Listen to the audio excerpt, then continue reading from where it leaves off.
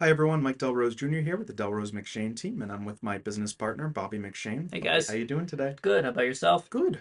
Today we're going to talk about an interesting topic in our industry, and it involves radon gas. What is radon? How does it affect a transaction? How do you prevent it?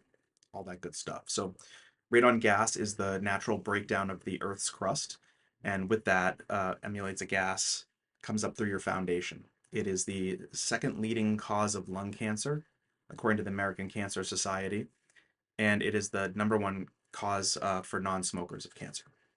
So pretty dangerous stuff. Typically during an inspection, your home inspector will ask you, hey, do you want to conduct a radon test? And the answer is always yes. Always do the radon test. I definitely have clients waive that. I always explain the dangers of radon gas.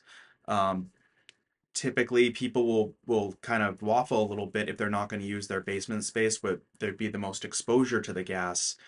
But because it's natural, because it can vary by the block of homes you're on versus another one in your neighborhood or from house to house even, it's always worth testing. If you're spending any time in the basement or otherwise, you need to know what's going on in your home. So there's two ways of testing for radon gas that we commonly see. The first is taking these little vials filled with charcoal.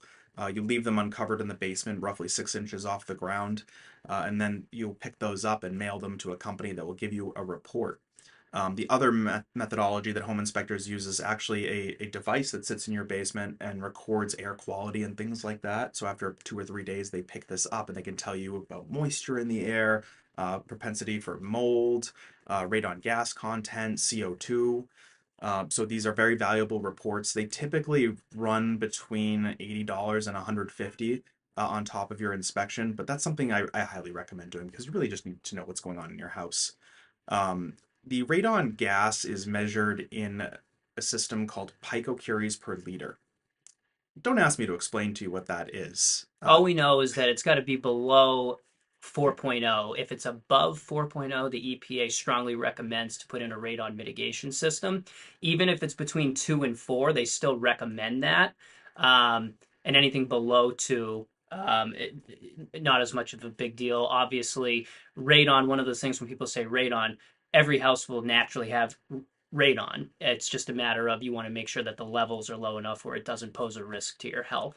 And on top of that, as Mike Jr. mentioned, having a radon test as a buyer, it's very important. And on top of that, if the radon levels do come back high, typically the seller or it would be negotiated, but more times than not, the seller would be required to put in a radon mitigation system prior to closing, or potentially offer up a credit to the buyers to have that done themselves as There's well. no law on the books that says they have to.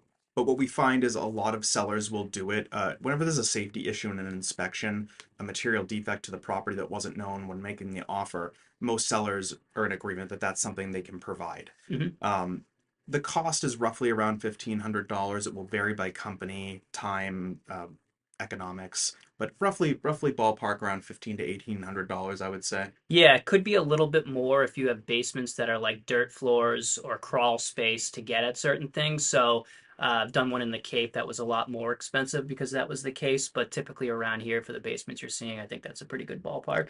And it consists of just drilling a hole through your typical concrete basement floor. Again, if it's a different material, it's going to be different for every time. But if you have a normal concrete floor in your basement for poured concrete or stone foundations, they're going to dig through that and kind of place a PVC pipe in and then attach an electric fan basically that kind of pulls all the gas up and through your house. You know, come out the side of the house or up through existing infrastructure, so that gas can get into the atmosphere and protect your home.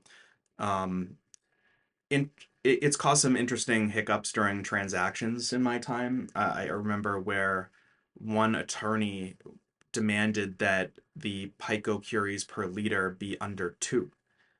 And the standard with these companies and the EPA is 4. So companies don't even guarantee they can get the results below 2.0. And that threw the purchase and sales in a loop, and we almost lost the deal over radon gas. It doesn't happen very often like that. Usually, most people understand, but safety is subjective. You know, we can't control what the standard is or what these professional companies do and what they consider to be a safe environment for you.